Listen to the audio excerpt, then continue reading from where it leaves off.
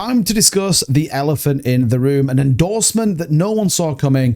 The SEC Ripple agree on something, finally, and a price that looks a bit of a challenge. We're going to break down the latest for XRP, especially that endorsement from Chris Larsen. Make sure you hit that like button and subscribe to the channel, and let's get into it. So, probably something I didn't think I was going to be talking about, to be honest. And I want to just, from the start, say this is not about being political. This is not about taking any sides, endorsing one or the other. I guess what I want to talk about is why. And something doesn't quite sit right with me. And again, I want to get your views on it. So please drop in the comments what you guys think. But we heard today Chris Larsen not only has endorsed Kamala Harris for President of the United States, has actually funded some of her campaign. Now, the reality here is I don't understand it. It could be, as I talked about on my live stream, some crazy 4D chess play, some complete big brain move that a lot of us don't see. Now, for clarity, Brad Garlinghouse stay neutral in this, but I guess I don't simply understand why anyone from the Ripple team can endorse Kamala Harris, who is the current sitting vice president, who has also allegedly agreed for Gary Gensler to have a place in the upcoming potential government.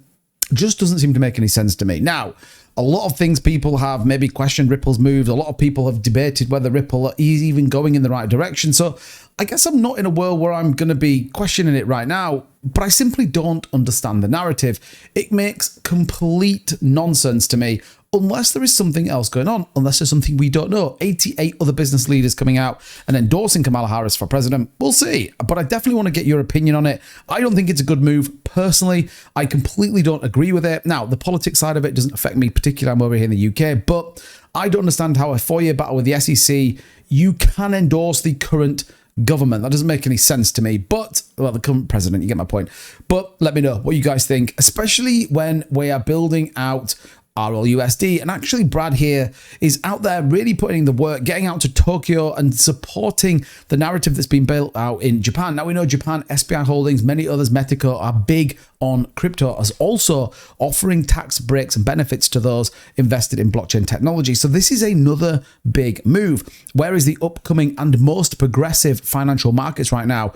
Asia, Singapore, and Japan. So this is a very sensible move. And again, Brad here talking about here that recently Japan has approved some legislation a year ago that came into effect this year. And so there is a process underway now to do stable coins here in Japan as well. Japan's financial service agency has laid out clear regulatory framework for cryptocurrencies, positioning the country as a potential leader in stablecoin adoption. What better place to launch RLUSD under that framework, given everything that's gone on with XRP? So I think, once again, this is a sensible move, a very deliberate move that I think Ripple are doing, and especially Brad Garlinghouse. And don't forget, they want to get this out sooner rather than later, which I think leads us on to the last point I want to just talk about. Now, everyone has been asking about the settlement. Everyone was kind of debating on what's going on. I think what's interesting now is the narrative on that assumption of the stay.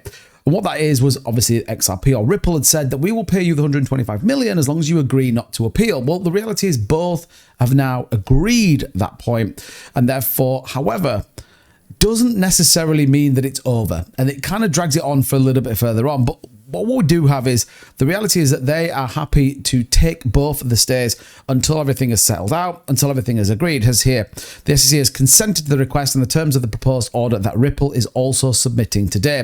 125 million Ripple was ordered came with a deadline of September 6, with the company asking the court to act on this stay request before that date.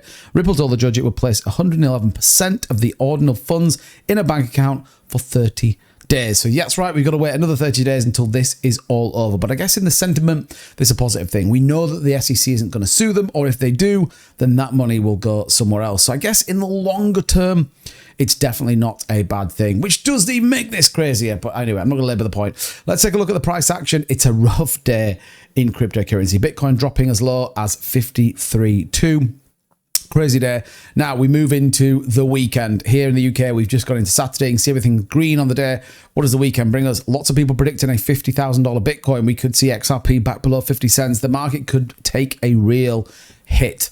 But look into next week and the week after. Fingers crossed, we move nearer to that September 18th, the date we are all waiting for, the Fed rate cuts, avoiding recession and essentially hoping that the Bitcoin price starts to move along with many of the other altcoins. So we'll see what happens. It's all a bit crazy in the world of cryptocurrency, but let me know why you think Chris Larsen endorsed Kamala Harris. This is not about politics. I'm just curious what you guys think. Anyway, that's going to do it for me. Thank you so much for watching the video. A bit different, but again, your update on XRP for today. So hit that like button, subscribe to the channel for more. Drop a comment. Don't forget what you think down below, and I'll see you in the next one. Bye-bye.